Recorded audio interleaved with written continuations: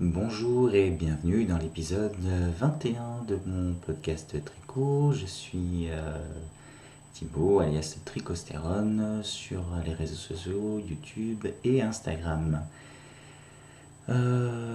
Épisode comme d'habitude, classique. Je suis pas très original, mais bon, après tout on s'en fiche, hein. On n'est pas là pour ça, les concours d'originalité, c'est pas mon truc. On va parler de projets finis, enfin finis, projet à moitié fini. On va parler un petit peu d'évolution de mes en cours, parce que là, je peux vous montrer quelque chose d'un petit peu sympa. Et puis, d'acquisition de laine. Et, euh, et puis, il y aura un petit concours, pas grand chose, mais bon, c'est toujours un plaisir de pouvoir vous offrir un petit quelque chose. Voilà, voilà. Alors, première chose, je suis désolé, je suis en t-shirt, je suis trempé, je viens de prendre une douche, mais il fait dans mon appartement 33 degrés. Surtout que là, je viens d'ouvrir les volets pour pouvoir tourner, parce que sinon je suis dans le noir total. J'habite sous les toits, enfin il y a juste un grenier au-dessus, mais c'est un vieux truc pas isolé. Et voilà, donc je meurs de chaud, je ne dors presque plus. Donc voilà, j'ai de superbes cernes. Je ressemble de plus en plus à un panda. Un jour, il y a quelqu'un qui va me lancer de l'eucalyptus, ça va me faire tout drôle. Tant pis, voilà. Alors, on va tout de suite passer au vif du sujet. On va parler tricot. Et je vais vous montrer un petit quelque chose qui est terminé. Alors, c'est pas un projet complètement terminé, puisque j'en ai fait que la moitié, mais ça vous montre quand même quelque chose. Ça, c'est, et vous en doutez du coup, ma chaussette. Ma chaussette que j'ai faite avec le fil que j'avais acheté chez Nose. Donc c'est super joli de montrer comme ça. Voilà, voilà. Chaussette que j'ai faite toute bête, hein, commencer par les orteils. Moi, c'est vraiment, enfin, je préfère largement parce que j'ai pas envie de faire un grafting après. J'ai monté 72 mailles, enfin j'ai monté le fond 72 mailles de large, ce qui me correspond. Euh, donc j'ai monté, je crois, 20 mailles d'abord, peut-être 22, je sais plus, mais c'est pas très important. J'ai fait des petites augmentations barrées sur les côtés, parce que je trouve que c'est ce qui va le mieux. Et puis voilà, on augmente, on arrive à la tige. Enfin, la tige, pas du tout, puisque c'est le coup de pied, c'est le pied. J'ai fait un talon en rang raccourci, avec la méthode de Guy Charbonneau. J'ai essayé de relever des mailles sur les côtés pour éviter le petit trou. Ça a bien marché d'un côté, et puis par contre de l'autre côté, ça m'a fait un trou encore plus gros. Bon, on voit pas bien, enfin bon, c'est pas grave. C'est tellement fin que. Voilà. Vous pouvez le constater, si le problème des talons en raccourci quand on fait des chaussettes autorayantes, c'est que ça fait quelque chose d'un petit peu spécial. J'ai une petite rayure comme ça. Bon, c'est pas bien grave. J'ai juste un petit souci, c'est au niveau de la cheville. C'est que pourtant j'ai fait un rabat méthode Elisabeth Zimmermann, mais c'est pas. C'est élastique, hein, vous pouvez le voir, mais pas assez. C'est vrai que c'est un petit peu compliqué à enfiler. J'ai fait des côtes torse hein, pour le dessus. Mais bon, une fois que j'ai passé la chaussette, elle me va bien. La laine est très rêche, mais sur les pieds ça gratte pas. Euh, Elle est très très très fine, hein, cette laine. J'ai pas encore lavé la chaussette, j'espère qu'elle gonflera un petit peu au blocage. Parce que c'est vrai que ça fait un point qui est presque ajouré, quoi. Enfin, pour des chaussettes, c'est un peu bizarre.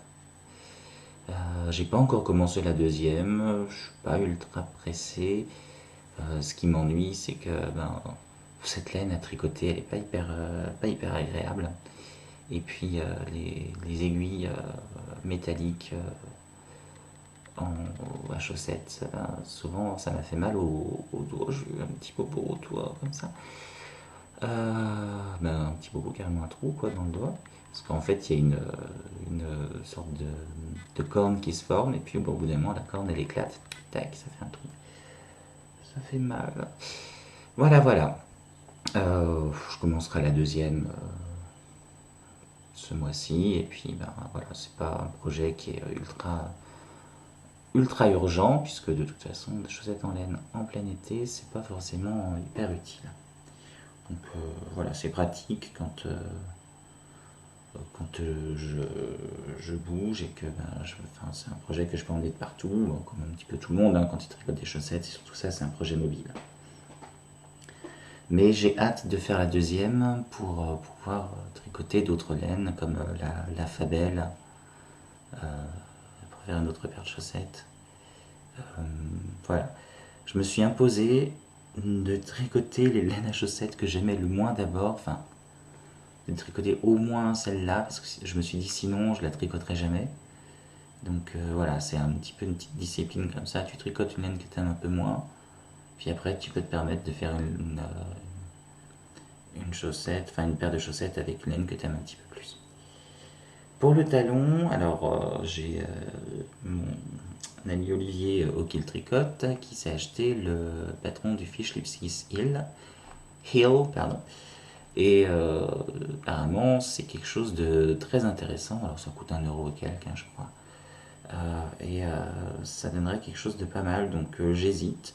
Je sais pas vous si vous en avez fait l'acquisition de ce patron, si vous pouvez me dire si ça vaut vraiment le coup de dépenser 1 €. Alors non, enfin c'est 1 € quand même, mais c'est vrai que moi ça m'embête d'acheter quelque chose pour rien. Voilà.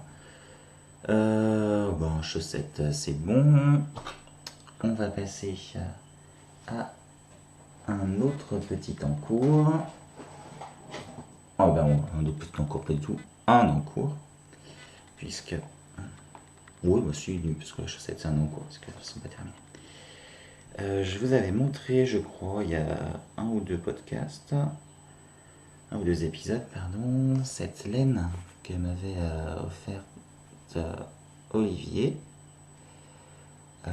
C'est de la Katia, comment ça s'appelle? Katia Shadow. C'est un fil 80% acrylique et 20% laine. Très très doux, c'est de la laine mèche, hein, simplement. Donc, qui vire du noir au moutarde. Très joli. Et puis j'ai deux pelotes comme ça de 100 grammes. Ça me fait 380 mètres.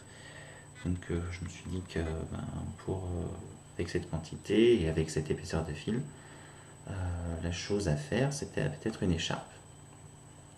J'ai cherché des modèles d'écharpe un peu sympas, mais comme le fil est varié comme couleur, je me suis dit que les torsades c'était pas forcément utile. J'ai trouvé ce modèle sur Drops. Je sais, voilà, on va dire c'est pas bien, Drops, Cyclopine, machin, compagnie. En attendant, ils offrent des patrons gratuits avec des explications qui sont quand même pas mal. Là en plus, c'est juste un point de damier, donc rien d'exceptionnel, hein. Voilà. Je l'ai faite un petit peu moins large que j'aurais dû. Peut-être j'aurais dû rajouter 2 mailles. Ça aurait fait pleurer personne, surtout que finalement en laine j'aurais largement de quoi faire puisque j'ai même pas utilisé une pelote et j'ai déjà à peu près 40 cm. J'ai utilisé peut-être un tiers de la pelote. Donc avec deux pelotes, j'ai pourrais faire 6 x 4, 24, 2,40 m, ça fera peut-être beaucoup. Mais voilà, ce point de damier est plutôt sympa pour une écharpe, ça fait quelque chose d'assez chic, je trouve. Voilà, bon, c'est pas très souple, le point de damier, c'est vrai que ça n'aide pas à la souplesse. J'aurais peut-être dû utiliser des aiguilles un poil plus grosses, que là j'utilise des aiguilles en 5. Peut-être que du 5,5, ça aurait été sympa. Bon, après, c'est pas non plus du carton, hein. Voilà, voilà. Oh, là c'est pareil, c'est un projet au fil rouge, c'est-à-dire que je le tricote. Par contre, c'est le matin avant de partir au boulot. Je fais 3-4 ans avant de partir au boulot. Et voilà, ça avance comme ça avance. C'est pareil, c'est pas pressé. Donc, voilà. Je ferai des franges au bout, j'ai laissé du fil comme ça. Vu que j'aurai pas mal de laine, j'en aurai trop de toute façon, donc je pourrais faire des franges. Ce sera sympa. Voilà, voilà, voilà. On va passer. Ouh, bah dis donc, je vais vite. Ça fait même pas 10 minutes. Si, 10 minutes. Et j'ai déjà parlé d'un projet fini, d'un en cours. Passons maintenant au gros encours du moment. C'est le pull osier de Béatrice Cordeliavor sur les réseaux sociaux. Vor Tricot, je crois, sur Instagram. Donc, le voilà. Je réalise la version fingering en test, qui, je trouve, est beaucoup plus intéressante que la version DK, parce qu'elle met beaucoup plus le pull en valeur, le motif. Je sais pas ce que vous en pensez, mais c'est extrêmement chic, même si la version DK est très belle aussi, hein, mais bon, voilà, le fingering, ça permet vraiment de révéler le motif, quoi.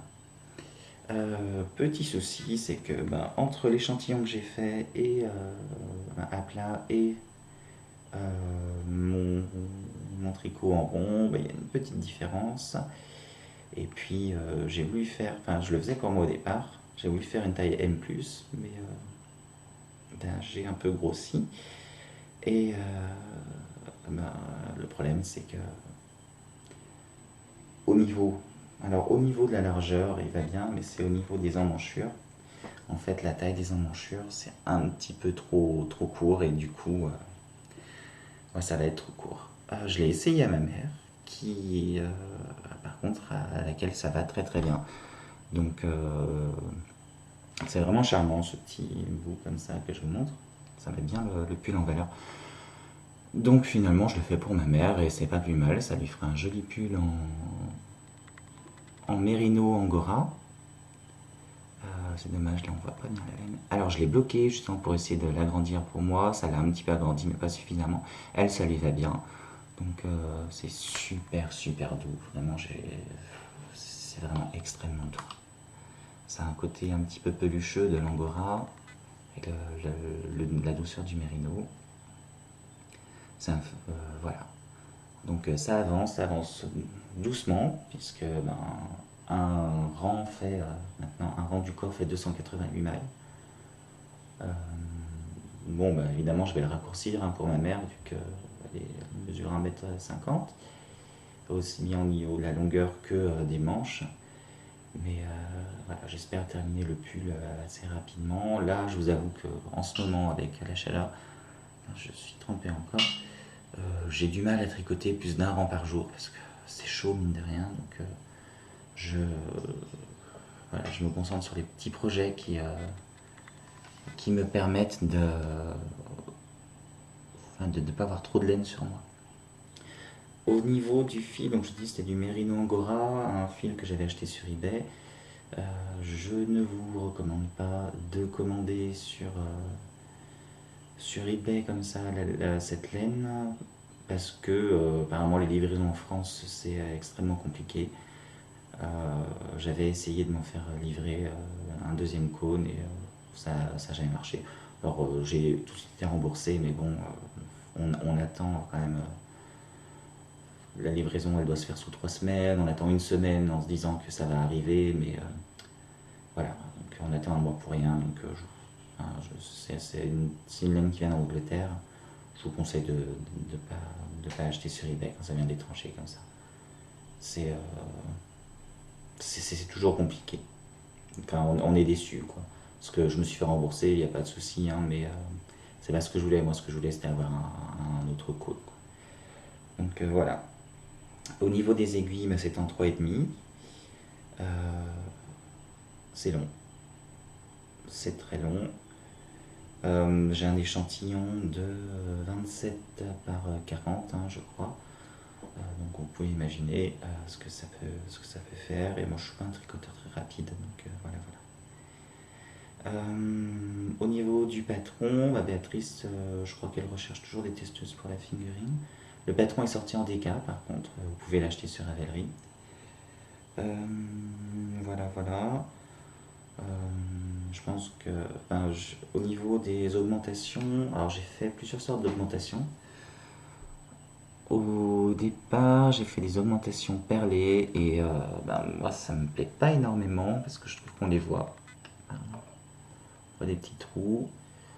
Ensuite, j'ai fait des augmentations barrées qui sont plutôt invisibles et puis je n'étais quand même pas trop satisfait et je me suis dit je vais faire des augmentations intercalaires et là c'est parfaitement invisible et je pense que c'est ce qu'il y a de mieux au niveau des motifs.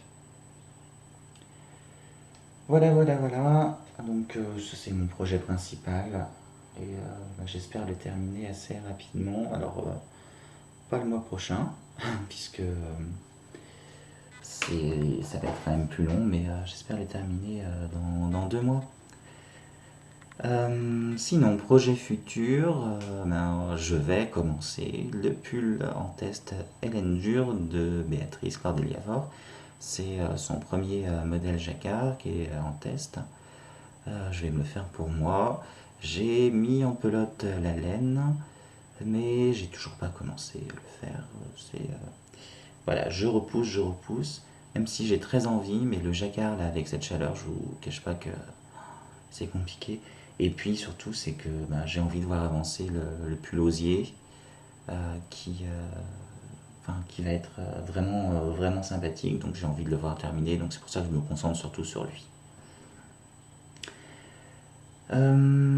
Sinon, le mois dernier, au mois de mai, c'était mon anniversaire.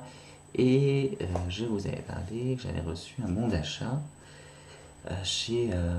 je sais plus si je vous en avais parlé d'ailleurs. Peut-être bien que non. Bon bref, on m'avait offert un bon d'achat chez Wool and the Gang. J'avais commandé de la laine Merino, je sais plus quel modèle, quelle qualité, en coloris moutarde. Ce qui se passe, c'est qu'avec Wool and the Gang, c'est des pelotes qui sont extrêmement chères. Et il n'y a pas un choix énorme, donc les moins chers, c'est le Merino, et il y en avait pour 8 à 10 euros, je crois, la pelote. J'avais un bon d'achat de 50 euros, donc je n'ai pas pu acheter énormément, surtout qu'il y a des frais de livraison, des frais de port. Bon, je me suis dit, tant pis, je me ferai peut-être un col ou quelque chose d'un peu sympa, peut-être un pull pour ma nièce, mais bon. Toujours est-il que j'ai passé la commande et je ne sais pas, j'ai jamais vraiment de chance avec les commandes de mon côté. La commande n'est jamais arrivée. Donc pareil, j'ai attendu une semaine par rapport à la date annoncée, j'ai contacté Wool and the Gang et ils m'ont dit on est désolé, la commande est bien passée mais elle n'a jamais été préparée. Donc ils m'ont proposé un remboursement ou de repasser la commande. Comme j'avais acheté avec un bon d'achat, je leur ai demandé si on pouvait carrément rembourser le bon d'achat. Et ils ont été OK là-dessus, ils m'ont pas fait de problème, donc je tiens vraiment à les remercier. Donc là-dessus, ils sont vraiment réglo, hein. Je comprends que il y a des erreurs de préparation de commande. J'ai travaillé moi-même dans la logistique et je sais ce que c'est, hein, que quand on a énormément de commandes à préparer, il y a toujours des couacs.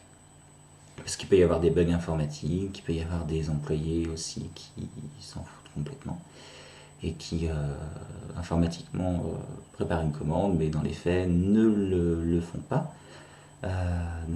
Voilà, il y a des commandes, ce qu'on appelle en souffrance, et c'est-à-dire qui ont des bugs, quoi, qui ne sont pas préparés, qui sont en attente.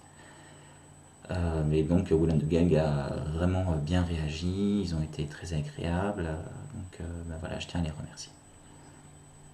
Du coup, j'ai pu avoir un autre bon de commande, et cette fois-ci chez mon fournisseur officiel de laine, Holzgarn, qui font des bons cadeaux, donc à hauteur de 100 couronnes danoises. Ça fait à peu près 13 euros, hein, 100 couronnes danoises. Donc voilà, j'ai pu combiner en fait deux bons de commande, deux cadeaux différents pour avoir un plus gros bon de commande. Et puis j'ai pu commander de la laine. J'ai voulu faire un pull pour ma maman. Donc on a cherché un petit peu avec elle. C'était vraiment très sympathique de regarder toutes les qualités de laine de Holzgarn. Là, comme j'avais un budget un petit peu conséquent, je me suis dit, j'avais à peu près 90 euros hein, de budget. Je me suis dit, bah, je vais me faire plaisir et lui faire plaisir en même temps. Je vais d'abord lui montrer la qualité noble de Holzgarn. Donc c'est un mélange de 85% de laine Guildong, je sais pas comment on prononce, mais c'est une laine apparemment australienne qui est très très douce, et 5% de cachemire. Donc je voulais prendre cette laine pour lui faire un pull en simple, donc parce que d'habitude moi avec les laines Holzgarn je double pour me faire des pulls. Là je voulais lui faire en simple. Et on a regardé les coloris, il y en avait pas mal de sympas, mais c'est vrai que dans la qualité noble, il y a beaucoup moins de coloris que dans les autres qualités. Parce que évidemment c'est une laine plus chère et du coup, est-ce que ça vaut le coup de faire autant de coloris? Parce qu'elle se vend évidemment beaucoup moins que les autres. Donc ma mère a trouvé des coloris sympas, mais il n'y avait pas vraiment de coup de cœur, et donc je lui ai dit, ben, on va regarder une autre qualité. Donc la qualité un petit peu inférieure, la Tides, donc c'est une qualité 70% laine d'agneau et 30% de bourrette de soie. Et là, elle a flashé sur le coloris moutarde, que je vous montre, et qui ne passe absolument pas. C'est vraiment moutarde au condiment, quoi. C'est vraiment sympa comme couleur. On voit les petites bourrettes de soie, par contre, elles ont bien pris la couleur. C'est vrai que... On voit un petit peu mieux là la couleur. C'est vrai que sur la taille, ça dépend des coloris. Il y a des coloris où les bourrettes de soie ne prennent pas la couleur et ça vous fait des petites bourrettes blanches ou quasiment blanches, quoi. D'autres où ça prend. Là, ça a bien pris, mais ça garde toujours cet aspect vraiment sympathique. La Tides, elle est très douce, beaucoup plus douce que la Super Soft quand elle n'est pas lavée. Là, non lavée, elle a à peu près le toucher de la Super Soft lavée. Donc c'est déjà très doux, ça ne gratte absolument pas. Et j'ai hâte de lui faire un pull. Je sais pas encore ce que je vais faire, je pense que ça va être un pull très très simple pour mettre en valeur la laine. Et puis ma mère, elle est pas très... elle aime pas trop quand c'est sophistiqué, enfin... Elle aime bien les choses très très simples. Donc voilà, je pense que je lui ferai peut-être un col V. Pour elle, un modèle de Cordélia, un intemporel. Je pense que ça va se diriger vers ça. Enfin, je le personnaliserai peut-être avec une petite torsade ou enfin un petit motif de main glissé dessus. Je sais pas encore ce que je vais faire. Mais bon, c'est pas pour tout de suite parce que de toute façon, je lui termine le osier. Donc voilà. Et du coup, bah, j'ai commandé 6 pelotes de taille sans moutarde. Donc en sachant qu'une pelote, ça fait 284 mètres. 287 d'ailleurs, je sais pas pourquoi je dis 284. Et ben, 6 pelotes, ça nous fait 3 x 6, 18, quasiment 1700 mètres de fil. Donc ça devrait suffire. J'ai pas encore tricoté l'échantillon, parce que vous allez voir, j'ai autre chose. Mais il me tarde quand même de faire cet échantillon pour pouvoir voir comment ça se tricote cette taille. Ce que ça donne tricoter. Du coup, 6 pelotes de Tides à raison de, je crois, 3 euros à peu près la pelote. Sur mes 90 euros, ben, il me restait quand même encore pas mal à dépenser. Et ce que j'ai fait, c'est que ben, la qualité noble, ben, j'en ai acheté des pelotes pour moi. J'ai choisi la couleur peacock. Peacock, ça veut dire pan. Et là, c'est dommage, pareil, on voit pas. Alors, c'est un vert, un petit peu, un vert assez bleu qui est nuancé avec un vert plutôt jaune. On voit absolument pas les nuances. Ouais, donc ça paraît bleu là, mais c'est pas du tout ça. Je vous invite à voir sur le site de Holzgarn, ce sera vraiment mieux parce que là on voit vraiment pas la couleur. C'est pas du tout bleu, c'est vraiment un vert. Oui, ben j'arrive pas. Voilà. Hein. Je vous invite à voir ça. J'ai commencé à tricoter l'échantillon, j'ai pas pu résister. Pareil, je la double, j'ai pris 10 pelotes, donc ça devrait suffire pour moi. Là, surtout qu'il y a 333 mètres par pelote. tricoté en double. Ça fait 5, 3 x 5, 15, plus, donc là il y a à peu près 1700 mètres aussi de laine doublé, donc ça devrait largement suffire pour me faire un pull. Pareil, je sais pas exactement ce que je vais faire. Je pense qu'avec une laine comme ça, un col en V, ce serait pas mal. Un intemporel col en V, donc en raglan.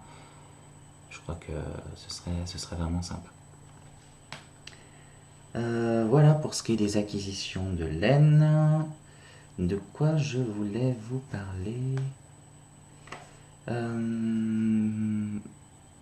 au niveau des podcasts, j'avais noté des nouveaux podcasts et je ne m'en souviens plus. Je sais pas si vous avez vu les Tricomaniacs, qui sont sympas. C'est un podcast en duo. Et donc elles ont fait déjà 2 épisodes. Je vous invite vraiment à aller voir Tricomaniacs. C'est plutôt sympa, de bonne humeur.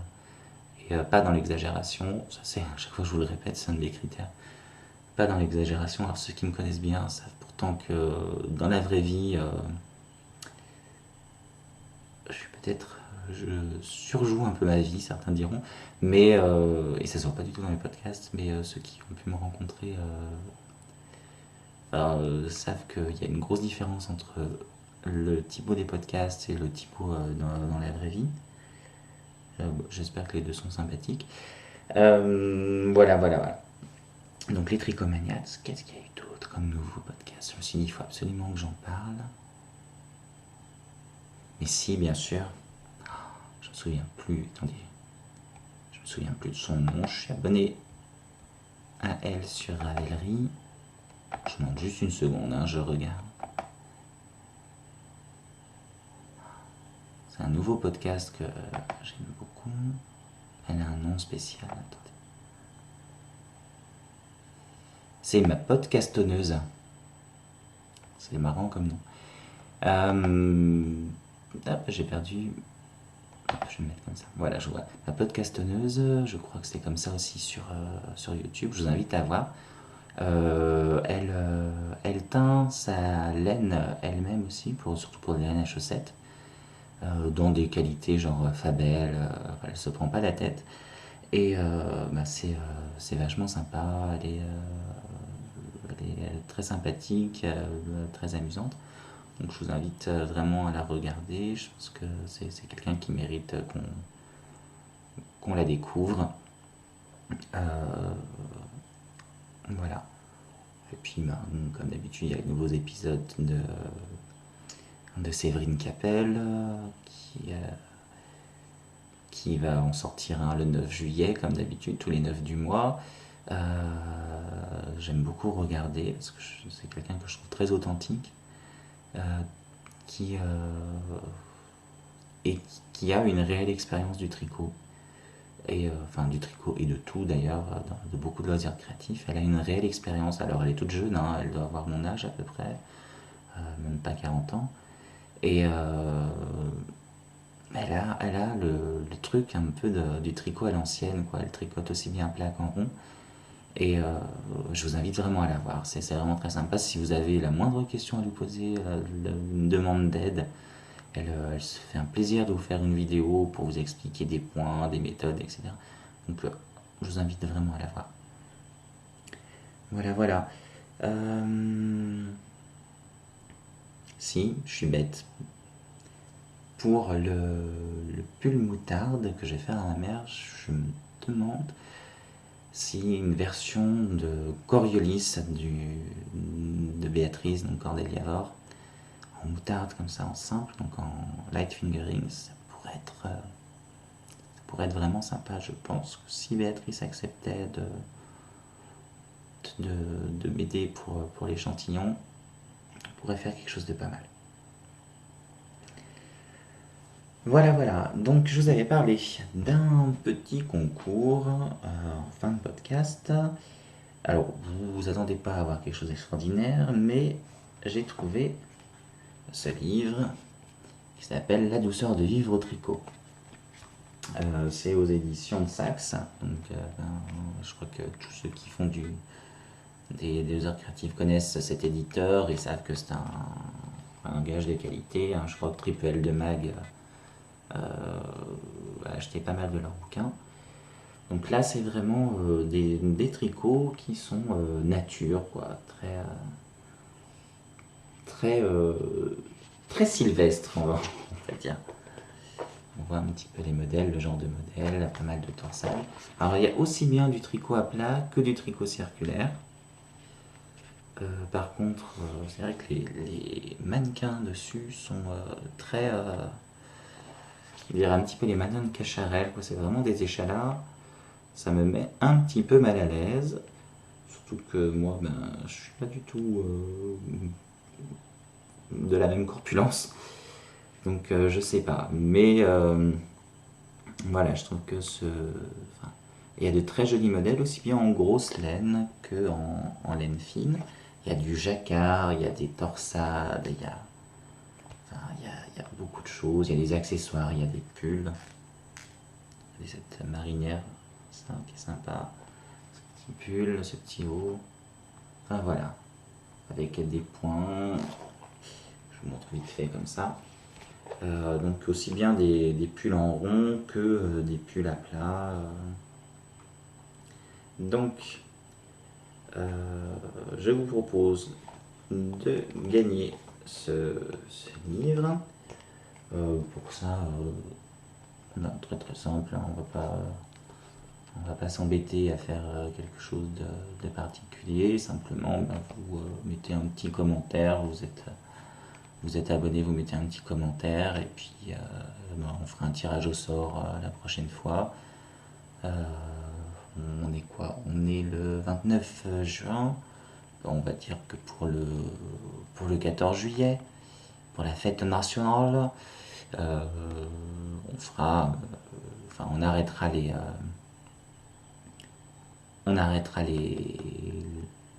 inscriptions et puis ben soit j'aurai le temps de vous faire une vidéo, soit ben, je vous enverrai un petit message et puis je parlerai du gagnant à la prochaine vidéo.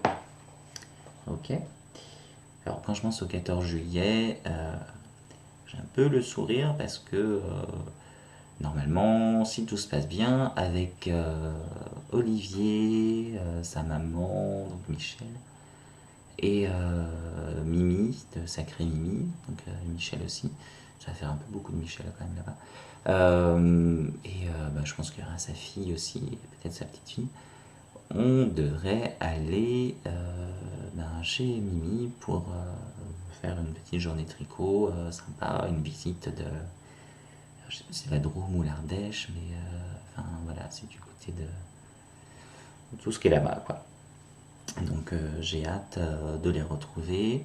Parce qu'on avait fait l'année dernière une journée, un barbecue tricot chez la maman d'Olivier. Ça a été vraiment très sympa et j'ai hâte de renouveler l'expérience du coup. De quoi parler? J'avais envie de vous parler aussi d'un tricoté à Bourg-en-Bresse qui s'est créé, qui n'est pas régulier, mais il y a déjà eu 2 éditions, c'était vraiment très sympathique. Euh, donc c'est au Café Création, au Bar Création, je ne sais pas comment ça s'appelle, à Bourg-en-Bresse. C'est le samedi après-midi, c'est environ une fois par mois. C'est organisé ben, par ma tricopine Marie-Laure. Il y a Aurore d'Étoile des Neiges qui participe de temps en temps. Enfin, de temps en temps, il y a eu 2 éditions, elle a participé à une édition sur 2. Mais voilà, si vous êtes intéressé, vous êtes du côté de Bourg-en-Bresse ou que ben, vous avez envie de bouger, d'y aller, ben, n'hésitez pas à me contacter. Je vous dirai quand est la prochaine édition. A priori, ce serait le 20 juillet, je crois. Mais c'est pas encore fixé. Ça nous ferait vraiment plaisir de vous y retrouver. C'est vraiment très sympathique comme endroit en plus. Et puis il y a des gens vraiment très sympathiques, comme une autre Aurore aussi et sa maman. Alors là, Aurore qui fait du crochet, mais de façon, j'avais envie de dire professionnelle. Je vous avais montré une photo sur Instagram de ce qu'elle avait fait comme couverture. Enfin, c'est. Voilà, moi ça m'énerve les gens comme ça, parce que je suis incapable de faire la même chose. Un petit peu de jalousie, complètement assumée. Bon, les filles, si vous me regardez, je vous embrasse. Pour tout le monde, je vous embrasse aussi. Je vous souhaite de passer une belle journée, un bon week-end, parce que là on est samedi. Et puis, attention à la chaleur, buvez bien de l'eau et tricotez bien si vous le pouvez. Je vous embrasse et à très bientôt.